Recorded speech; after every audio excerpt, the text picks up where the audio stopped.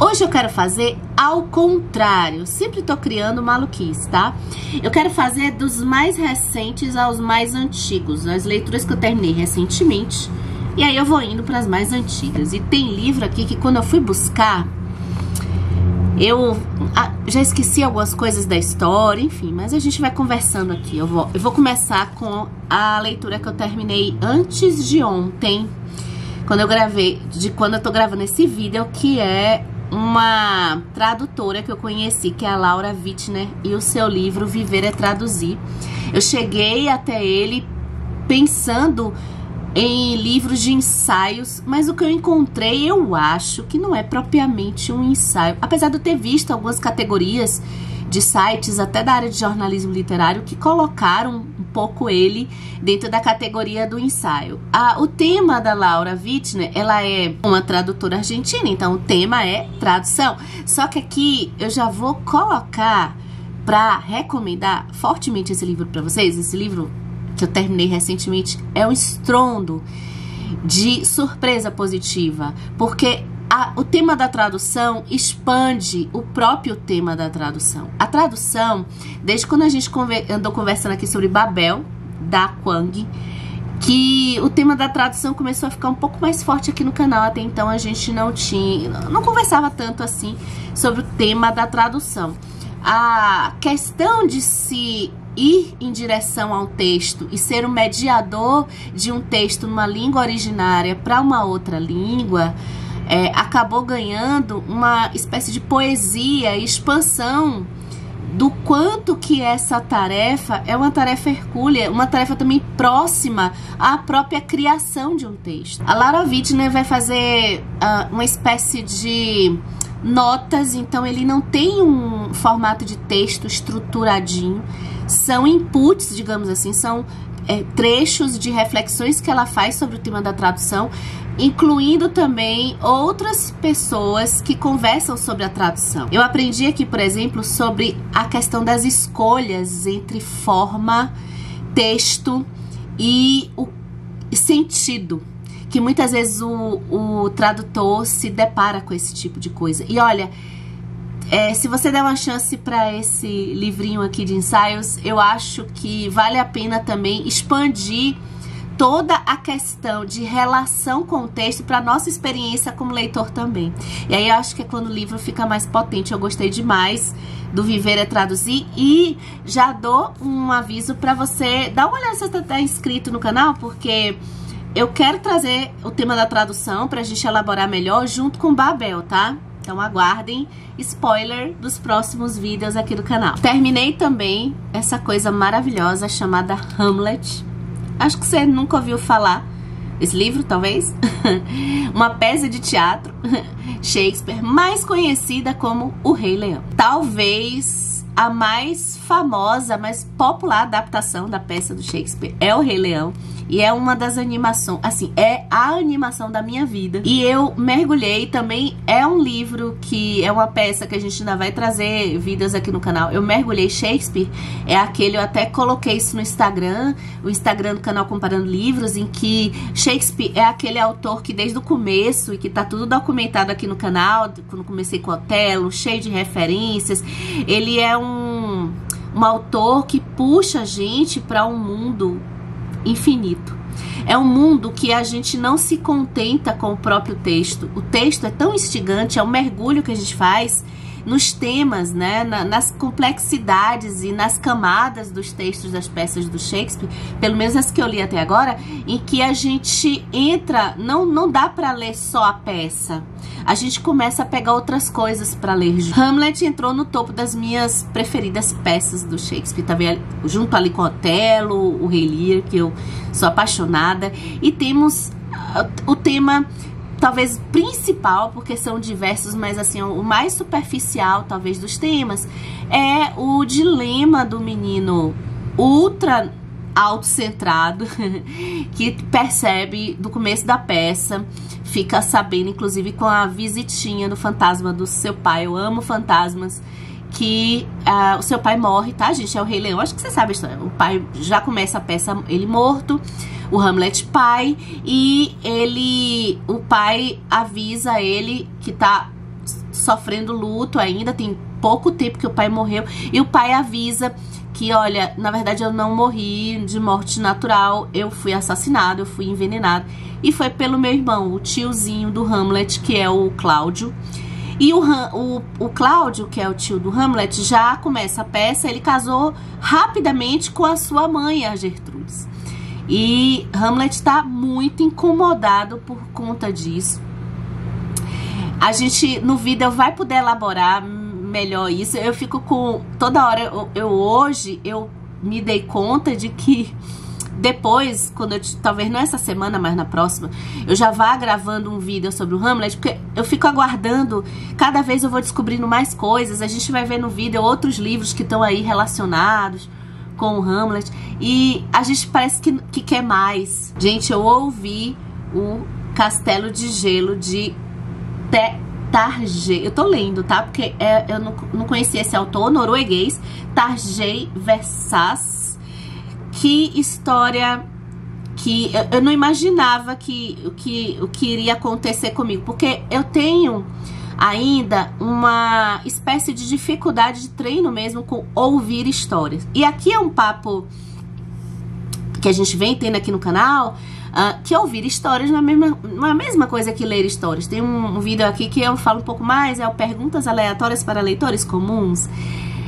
Ouvir, pra mim, eu perco bastante coisa. Eu tenho a noção de que quando eu tô lendo, eu tô já em um processo que eu já faço há um pouco mais de 10 anos, então, de forma contínua.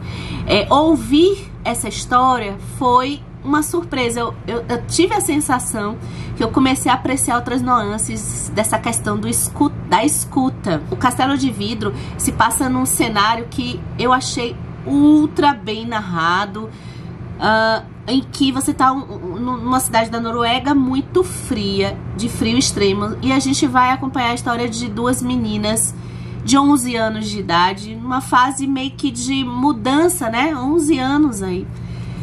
Possivelmente, comigo foi mais dos 12 em diante, mas indo pra adolescência, pré-adolescência.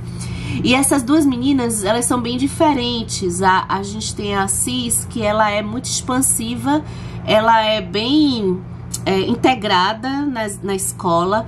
E a gente tem a que é uma menina que ambas têm a mesma idade, elas têm uma semelhança física até interessante também. E ela já é bem tímida. E a ela chegou também numa cidade mais recentemente. As duas vão ter um vínculo, assim, de amizade um pouco instantâneo. E aí vai ter um acontecimento muito forte com uma delas, não vou dizer o que é. E os desdobramentos vão se encaminhando daí.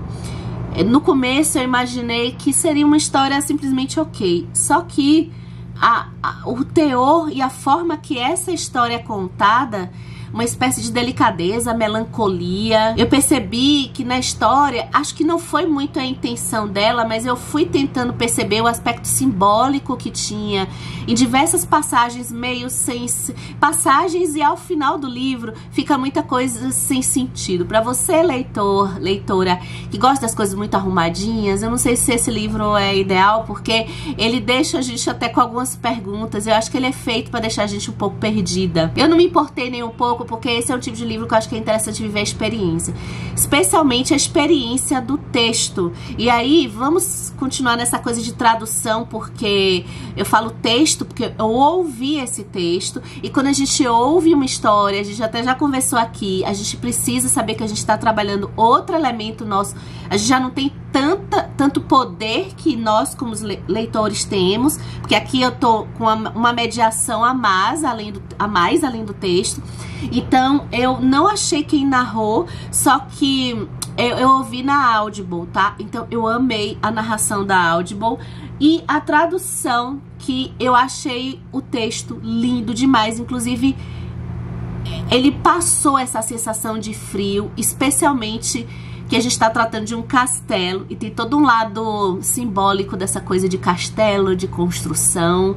Eu fui meio que levada ao Frozen de vez em quando. A tradução foi de Leonardo Pinto Silva. A gente tem surpresas para o bem e tem surpresas para o mal, né? Digamos assim, umas decepções. Olha, não sei se foi o momento certo de ler. Esse livro que eu tenho aqui há algum tempo, do Rafael Montes, que é O Jantar Secreto. Eu entrei... O Jantar Secreto é um thriller. É uma espécie de thriller criminal que envolve consumo de carne humana. Já tô avisando para as pessoas sensíveis, né? Já sabia disso quando eu comecei a ler. É a história de alguns jovens que vão para o Rio ou para São Paulo, acho que não importa, e eles começam a ficar com muitas dificuldades financeiras, e eles entram num esquema ultra criminoso. Eles querem fazer isso do jantar secreto. Eles montam uma proposta assim, de empresa que vai promover para pessoas da alta elite aqui do Brasil esse jantar secreto, que é um jantar de consumo de carne humana. E aí as coisas vão se degringolando bastante. A rede de crime, aquele estilo de livro. Quem já leu Rafael Montes, eu li só um livro dele, que foi até meio de contos, assim, que eu gostei muito. Se chama O Vilarejo, mas já tem muitos anos, muitos anos. E aqui, pelo que eu acompanho também na internet, o Rafael Montes tem um certo prestígio nessas histórias criminais, e ele faz uma história muito amarrada, no sentido de envolvimento do que quando a gente lê esse tipo de livro a gente espera. O que aconteceu comigo é que, pra mim, pro meu gosto pessoal, eu achei um certo exagero na morbidade das coisas. Por quê? O Rafael Montes, eu acho que nesse livro aqui ele quis trazer o humor misturado com o mórbido, que é do próprio tema do crime que eles vão cometer. E esse humor, junto com o mórbido, me incomodou. Talvez até pra me incomodar mesmo. Ó, é aquele tipo de avaliação que a gente faz, por exemplo, o filme do Coringa, quem deu risada ali no final. Esse aí eu passei. Olha, eu sou uma pessoa talvez melhor, mas aqui eu não passei, porque eu ri. Então eu ainda descobri que talvez eu não seja uma boa pessoa. Porque a habilidade do autor, né? Então, quando se mistura o humor com o mórbido, tem esse incômodo, que talvez seja até pra isso mesmo, mas pra mim não deu muito certo. Agora, eu chamo a atenção, até pra quem leu e gostou, que aí eu tiro o chapéu do Rafael Montes, que tem um trecho aqui que eu acho sublime, que é o trecho que ele faz somente com diálogo no WhatsApp. Eu achei fenomenal. Eu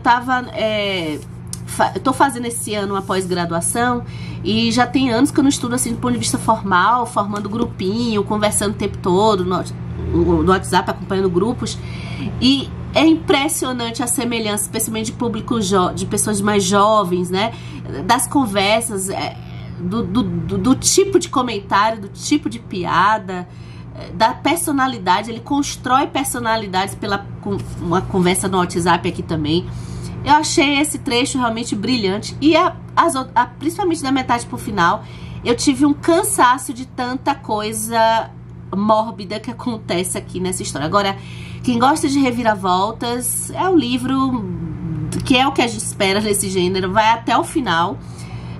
Não sei, não é que eu me surpreendi, mas também eu não tava esperando muita coisa, mas das reviravoltas, pelo menos eu não adivinhei nada. Eu suspeitei de todo mundo, e uma das pessoas que eu suspeitei era, né? Então, não vale muito que dizer do que eu pensar que eu adivinhei. Agora vamos para dois livros que eu acabei lendo um pouco. Quando eu tava no final de um, eu peguei o outro, que são dois livros cânones, assim, meio que da filosofia.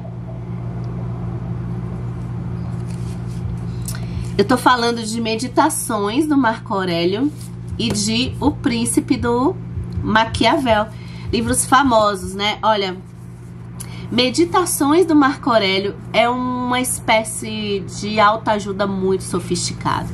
São trechos diários do Marco Aurélio que ele coloca, reflexões que o próprio Marco Aurélio coloca para ele mesmo. Marco Aurélio, imperador romano, qual foi o período? É do ano 121 ao ano 180. Os pontos de vista e as reflexões dele partem muito para o que hoje a gente chama, às vezes até de forma pejorativa, do coach, né? Porque ele tem projeções de falar de virtudes e de coisas que ele precisa se lembrar na parte prática e na parte material da vida. Ele abomina a metafísica ou a alusão a algo espiritual ou algo teórico que não tenha uma prática. Ele vai colocando aqui aprendizados que ele tem com outras pessoas, com outros imperadores, e passa por tema da inveja. Ele tem virtudes e meditações muito interessantes. Acaba sendo uma leitura deliciosa, né? Ele fala de coisas que muitas vezes a gente já sabe, mas ler novamente é muito confortante. Pensar o quanto que a gente deve falar o mínimo possível, por exemplo. Várias frases de efeito que você já viu por aí na internet. Acho que você vai encontrar aqui nas meditações do Marco Aurélio. Só que eu acho que aqui me trouxe uma consistência melhor. E assim, tem um tom literário, né? Um iniciozinho aqui para vocês verem. Ao romper a aurora, quando despertar é para ti difícil, põe à tua disposição a ideia de que despertas para realizar a obra de um ser humano. Será o caso de manter o mau humor quando sei que vou fazer aquilo para o que eu nasci e em função do que fui instalado no mundo? Já o príncipe, gente, eu acho que ele é mais... Assim, enquanto que a meditações é bem simples, eu acho, da gente entender, da gente ir pensando, o príncipe é uma coisa bem estrategista de um período em que a gente está pensando muito dentro da política e como que essas estratégias, elas precisam estar até hoje, inclusive nos regimes democráticos, para que essas estruturas de poder se permaneçam, especialmente quando a gente pensa que hoje a gente vive os três poderes, o que divide um pouco aí, mas o executivo, que é o presidente, ou o governador, ou o prefeito, ele tem, de certa forma, aquela estrutura de estar na execução mesmo das principais atividades mais voltadas para a população. Então, pensar, por exemplo, quando a gente vai pro príncipe e que tem todos os conselhos, vocês sabem do que é, todo mundo sabe sobre o que é o príncipe, né? Tem todos esses conselhos que foi para o Médici para se permanecer no poder, e como que tem que ser as estratégias, inclusive segurança, né? Quando ele fala em exército, e a gente pode fazer um rebatimento para nossa segurança pública e tranquilamente, assim, passando no mínimo dos assuntos. Então, o quanto que toda essa questão de policiamento tá muito mais para se sustentar um poder do que para garantir segurança de pessoas comuns. Estratégias de se chegar num país estrangeiro e como que garantir que depois os sucessores daquele local que você dominou, que foi dominado, não voltem pra querer de volta, a coisa do Game of Thrones, né? Querer de volta aquilo que era seu, e o quanto que você pode conseguir as pessoas do seu lado.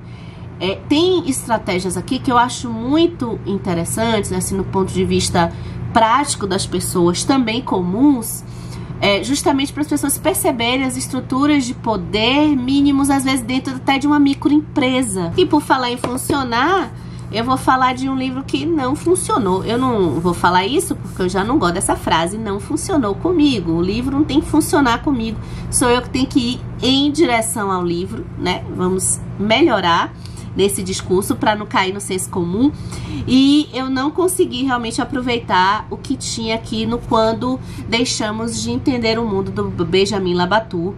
A intenção que ele tinha, eu acho que não combinou com o que eu esperava, assim, do que eu gosto de ler, do que me interessa, do que me causa um interesse. A gente tem aqui uma visão de cientistas e como que esses cientistas pensaram, como que foi a vida desses cientistas grandes, Einsteins, pessoas que descobriram coisas grandiosas, e quando eles chegaram nesse momento dessa descoberta que não tinha mais volta, como é que funcionou a intimidade deles, né? Como é que funcionou a vida deles nesses momentos? Como é que era um pouco mais da parte pessoal dessas pessoas? E eu me peguei percebendo, talvez eu não estava com tanto interesse nessa fofoca. O tom do livro, acho que não me agradou, no sentido assim de eu querer, assim, os livros de divulgação científica, eu li um do Carl Sagan, aquele do Mundo Assombrado pelos Demônios, gostei, não foi maravilhoso, mas eu gostei. A parte de neurociência me interessa mais, aquele livro do Rápido e Devagar tá até na moda agora, né? Mas eu li antes, do Kahneman. Aí eu vou botar a foto aqui, Rápido e Devagar, eu achei ele bem interessante, até emprestei já para o meu primo. Então não é toda a parte de ciência, meio dessa parte física, precisa colocar de uma forma talvez aí mais reflexiva, filosófica, para me interessar, tá? Fofinho e parecido um pouco, assim, com nuances das meditações do Marco Aurélio, aquele livro que caberia também daquele balcão do autoajuda, só que também uma autoajuda muito sofisticada, assim, que faz a gente refletir por outras coisas, não tem coisas tão prontinhas assim pra gente. Tá o Cartas a um Jovem Poeta, do Rainer Maria Rilke, que dá conselhos. O Rilke dá conselhos a um jovem, como que ele deve se estabelecer em diversos dilemas que ele tem, angústias que são próprias talvez da juventude, anseios, paixões, achar que encontrou, sei lá, o amor da sua vida, ou se desiludir com o fato da sua família não entender o que ele aspira no mundo. E o Rilke, as cartas do Rilke, que são gostosas de ler. Eu vi alguém falando que, mas o menino é um porre. Eu gostei de entender esses dilemas de jovens aqui do começo do século XX, porque a gente estava nesse período de guerras, né? Então, que aspirações eram essas que essas pessoas estavam tendo, essas angústias, que há muitas eu acho que se encontraram com algumas que eu passei na minha época de maturidade, e como se hoje eu fosse madura, né? Mas com certeza eu acho que eu sou mais do que o que eu era. Posso não ter atingido a maturidade, mas acho que menos imatura eu sou. E aí eu gostei também das cartas do rapaz. E as cartas do Rilke é uma delícia, porque ele vai dando conselhos de vida, até para a criatividade. O tema da criatividade é colocado aqui, porque parece que quando a gente está naquela alma jovem, apesar do que hoje a gente vive uma juventude por mais tempo, a gente se percebe com mais esperança, acho que alguns de nós, né? A idade vai tirando um pouco esse brilho, sim, só que hoje eu acho que a gente está menos assim, nessa coisa do envelhecer, do ser adulto totalmente, o que tem um lado bom e tem um lado ruim. Então, de certa forma, todas as dicas que ele tem para produção criativa, pessoas que estão assim animadas com das leituras nos seus hobbies, eu acho que acabam transpondo essas dicas que ele vai colocar diretamente para a produção de poesia, do que é realmente uma obra que vale a pena ser escrita. Eu tenho que escrever uma obra maravilhosa? Ou eu posso, como é que eu faço para sentir? E aí sim eu tenho uma poesia ultra sensível. Então eu tenho que sofrer, eu tenho que ser melancólico para conseguir escrever aquele texto maravilhoso. Então eu tenho que forçar, ter alguma situação drástica para que eu me pegue presa aos meus sentimentos. Enfim, são questões aqui no nível que beira a filosofia também, gente. É um livro daqueles que é difícil não gostar. Gente, o próximo livro, ele vai entrar para aquela categoria de livros improváveis. Já assistiram a lista?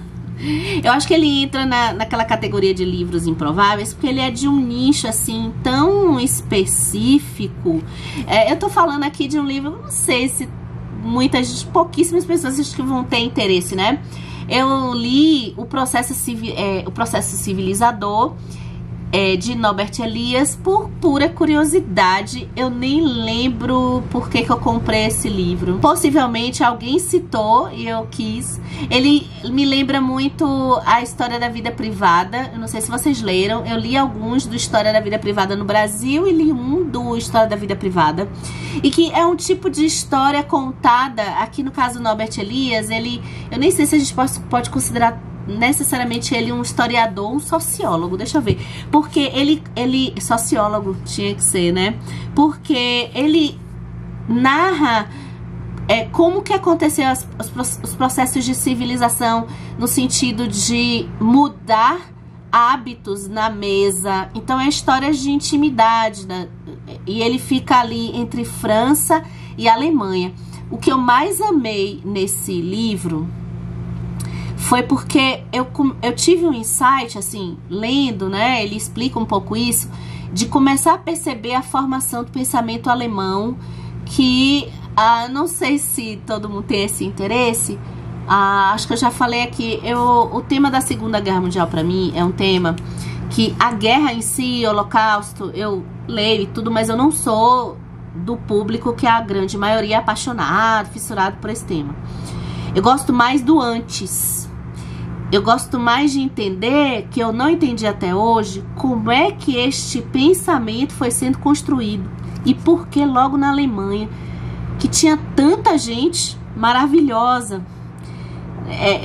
Não consigo ainda, tem livros assim que eu ainda quero ler. Mas aqui começou a me iluminar, porque o sentimento de nacionalismo acaba que me veio uma ideia, posso estar errado. Aí me veio uma ideia que talvez esse nacionalismo, essa coisa de também se sentir bem fechado em uma nação, pode se chegar a um pensamento que vai culminar em se sentir uma raça superior.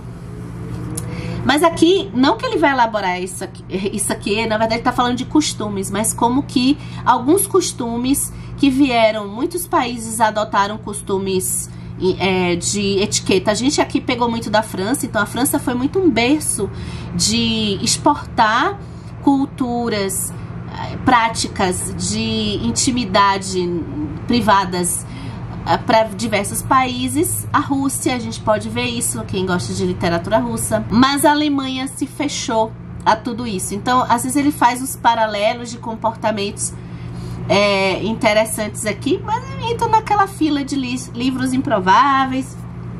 Não sei se vocês se interessam. Me conta se vocês se interessam de estudar esse tipo de história. É uma história de detalhes de vida privada. Gente, eu li um livro do Murakami. Finalmente me apaixonei por Murakami. Chegou o dia. A primeira leitura que eu fiz do Murakami foi a minha querida Sputnik. Vocês acompanharam aqui no canal, os mais antigos. E não foi isso tudo, né? Pelo menos não consegui entender por que o Murakami. Só que aqui eu li um livro que não é tão conhecido, que é o Após o Anoitecer. Após o Anoitecer é uma história que se passa em uma noite de madrugada. A gente vai acompanhar a Mari Asai e o Takahashi. É um casal, assim.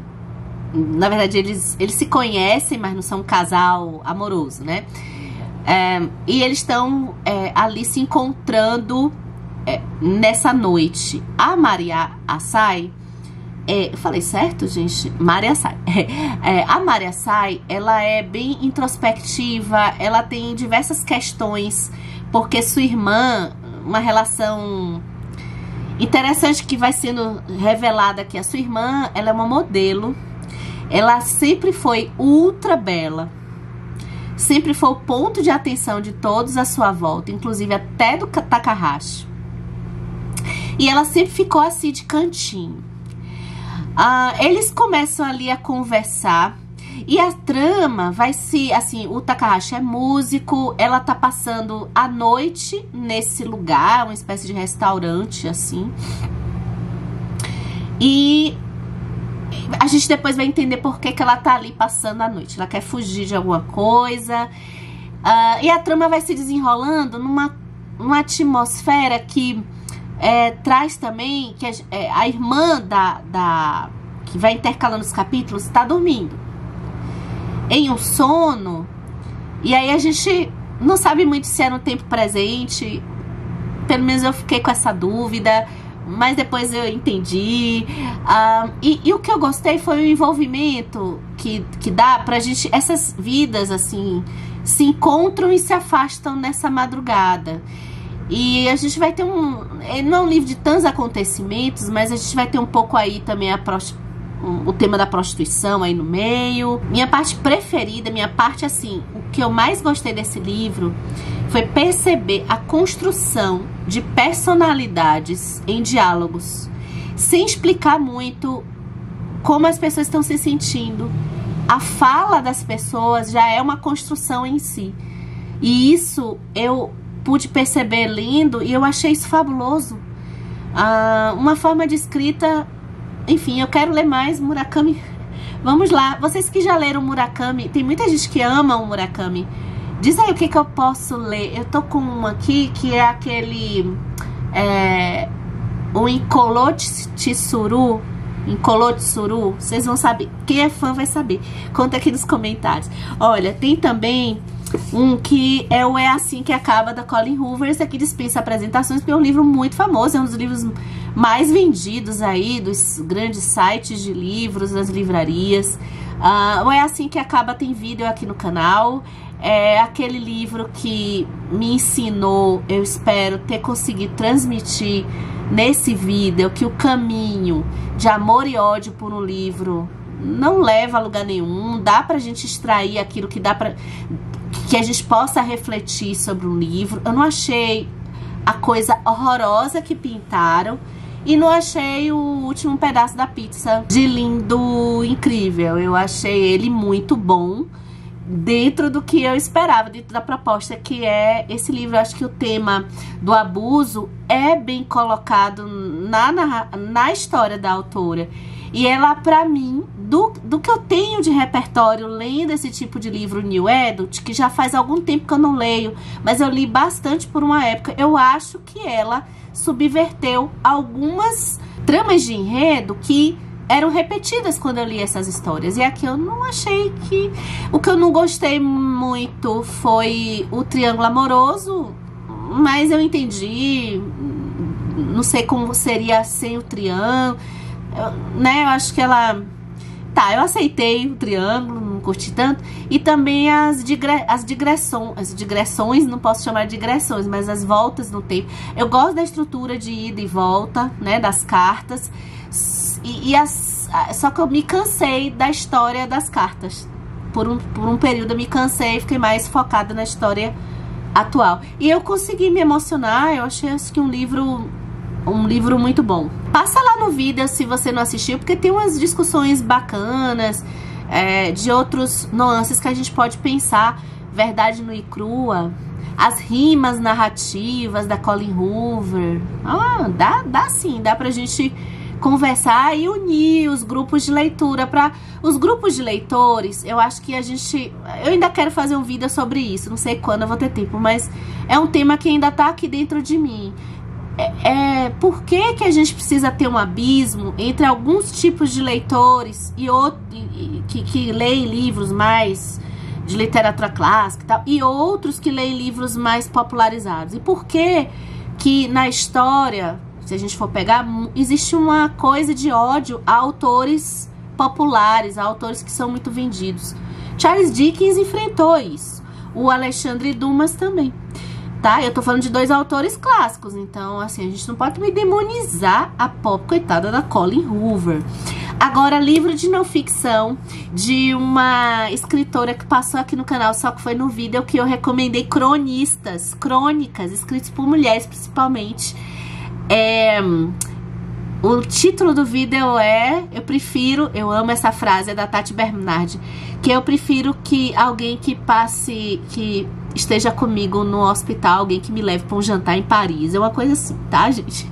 E aí eu li da Vera Iaconelli, que ficou a dica lá no vídeo, é uma das cronistas, o manifesto antimaternalista, né? Lá no vídeo eu falei que como que a Vera Iaconelli acaba se especializando, ela fala de diversos temas ligados à psicanálise, mas ela fortemente estudou a maternidade e a construção e desconstrução da maternidade romantizada. E ela trabalha também a coisa do neoliberalismo na parte econômica, ligada ao sentimento de autossuficiência que as famílias cada vez mais unicelulares e comunidades que, dentro da lógica de cidades e da lógica capitalista, coloca a responsabilidade de carga mental mais presa nas mulheres.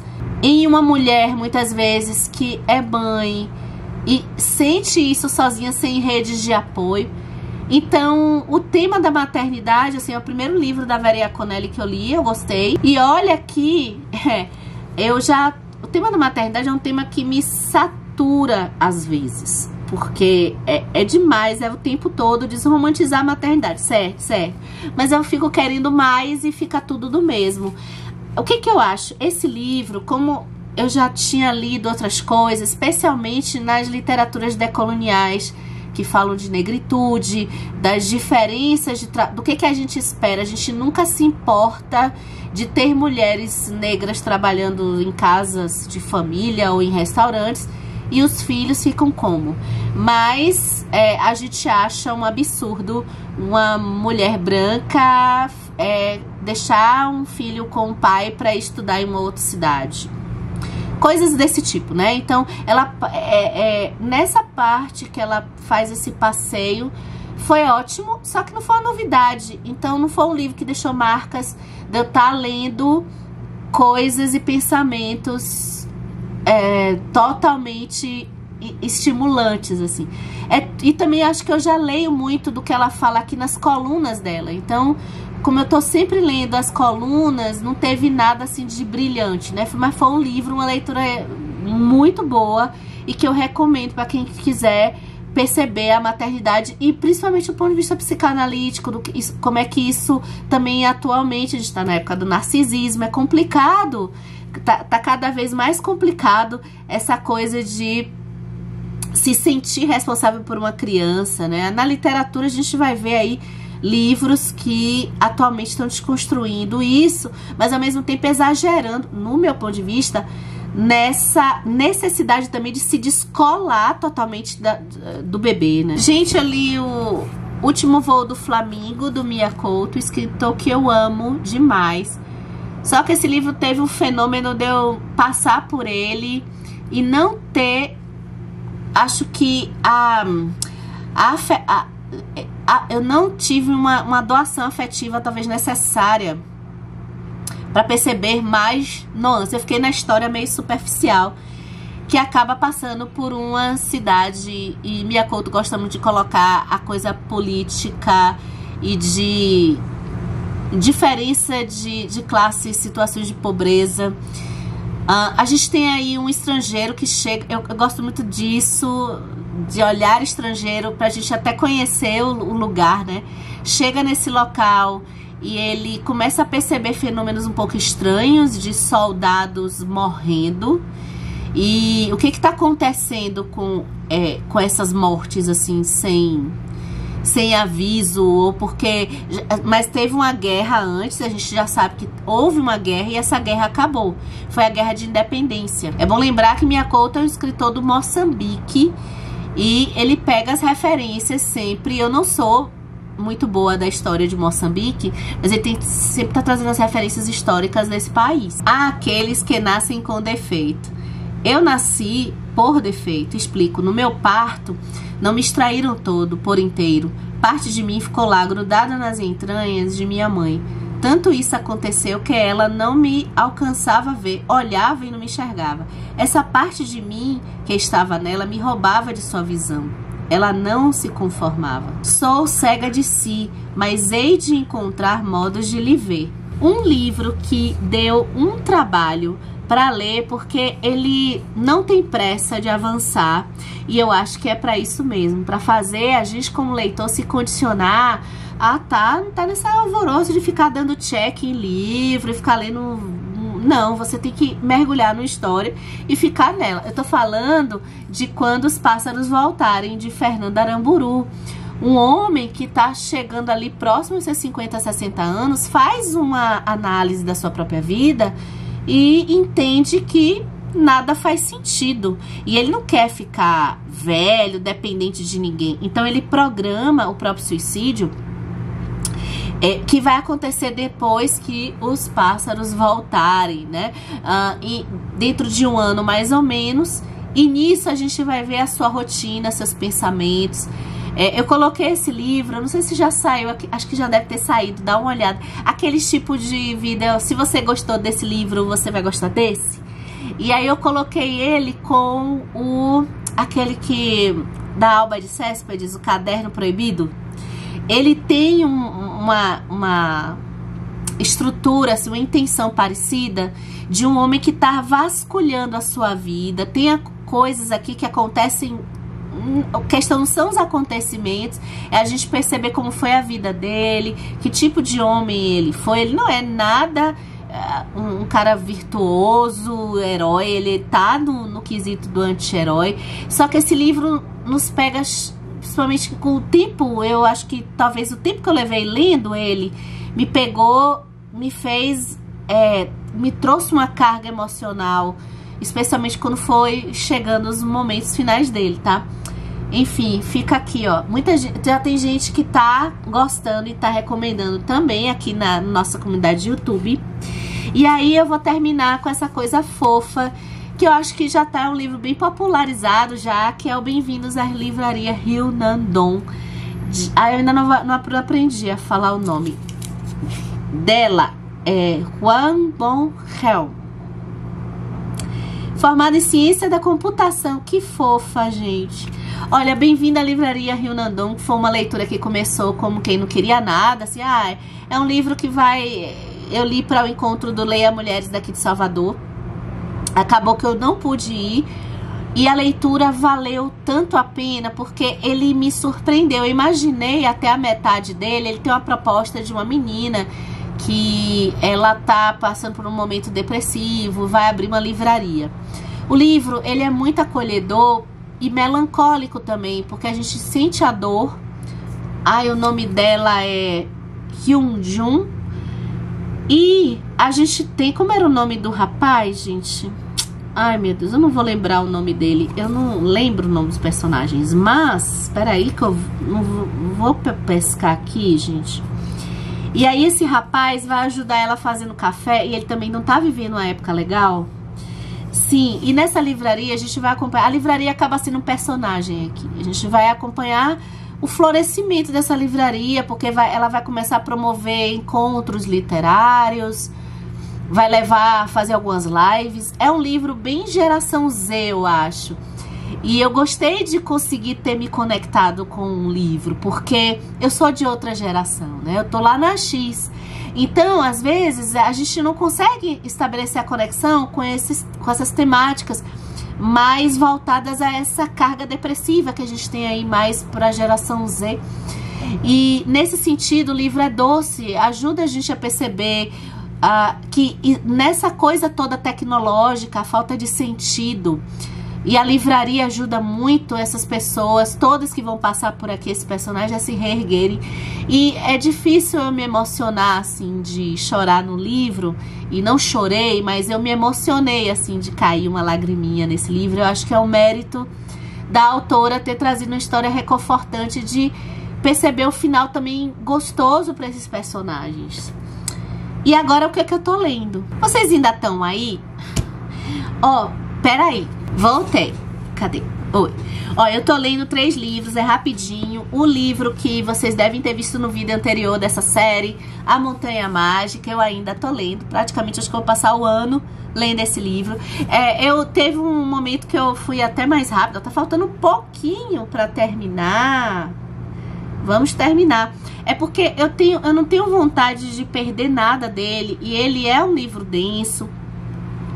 Dá uma espécie de cansaço também em tanto assunto que eu particularmente não tenho tanto repertório. Então eu fico querendo pegar, ver se eu entendo pelo próprio Thomas Mann. Tem uma questão política forte. A gente já tem vida falando da Montanha Mágica, apesar de eu não ter terminado, porque tem temáticas aqui que já dá pra gente debater. E até um convite pra você dar chance. Esse aqui é um dos meus livros da vida. Já entrou no hall dos preferidos da vida. E falta um pouquinho pra terminar. E eu confesso que eu tô um pouquinho cansada dele, mas eu quero aproveitar. Poxa, agora eu tô lembrando dos acontecimentos que tivemos. Ai, o coração tá apertado aqui. Sem dar spoilers, né, gente? Então vamos lá. Ó, aquela coisa de Hamlet puxar vários livros, vocês vão começar a ver livros ligados a Hamlet aqui nessas listas. Então eu tô aqui já também perto do final do livro do Leandro Carnal, inclusive dica do Lucas do canal Diário de Leitura, um canal maravilhoso que a gente tem aqui de booktubers. E o Lucas, ele tem uma playlist, inclusive, playlist não, ele tem um vídeo só cheio de referências de livros para quem quer ler Shakespeare, do jeito que se deve ler Shakespeare, que é essa coisa que nos leva a querer mais. E tá uma delícia ler o livro do Leandro Carnal, porque ele dá reflexões à peça. Então tem coisas aqui que o repertório do Carnal, infinitamente maior que o meu, vai trazendo outras coisas que eu não tinha percebido também aqui na peça e outras reflexões. Mas é gostoso ver também que, diferente do Macbeth, que eu acho que eu perdi algumas coisas e só os textos foram me ajudando mais, aqui eu acho que eu peguei algumas coisas interessantes por mim, né? Eu fico contente, a gente como leitor fica contente também. E tem um livro, gente, que inclusive eu cadastrei no Scooby. Acho que ninguém leu esse livro, não estava no Scooby. Eu achei na livraria física, que é o Elogio do Fracasso, desmistificando a cultura do sucesso. Eu tô amando. É de um professor de lá dos Estados Unidos, Kostika Bradatan. Com certeza eu falei errado, porque o nome dele é cheio de acento. Mas, gente, eu tô gostando muito da organização das ideias dele. Eu ainda tô mais ou menos no começo, mas eu já passei o primeiro capítulo. Ele vai pegando a concepção do fracasso, que a gente cada vez mais quer distanciar da nossa vida. A gente só quer a parte boa, e talvez isso seja um erro. Não que a gente tem que correr atrás do trágico, não é isso. Mas é a gente perceber aquilo que acontece com a gente, ou quando a gente erra, principalmente, uma oportunidade de ver quem nós somos. E o fracasso aqui, num sentido tão amplo, ele começa desde a queda. Chega a citar Adão, que é o tema que a gente gosta aqui, né? Mas assim, a queda no sentido até do próprio universo, de estar aqui já é se passar por uma existência de sofrimento, por nós sermos sós. E a gente trazer a cortina de fumaça nisso, talvez é um erro. Até as falhas, por exemplo, desde a falha de um avião, que pode vir a cair. E o que a gente pode fazer sobre isso? E por que pensar que as coisas não são onipotentes? Que as coisas não são sempre... E a tecnologia e todo esse progresso, muito entre aspas, fez a gente ter uma percepção de que as coisas têm que dar certo sempre. E quando na verdade não é assim. Eu tô amando mesmo. Eu imagino, no começo eu achei que ele ia para um lugar comum da coisa motivacional, o fracasso para você se superar, mas não, é mais profundo do que isso, sendo que a primeira linha é isso aí mesmo, é a gente entender o que o fracasso e as possibilidades de fracasso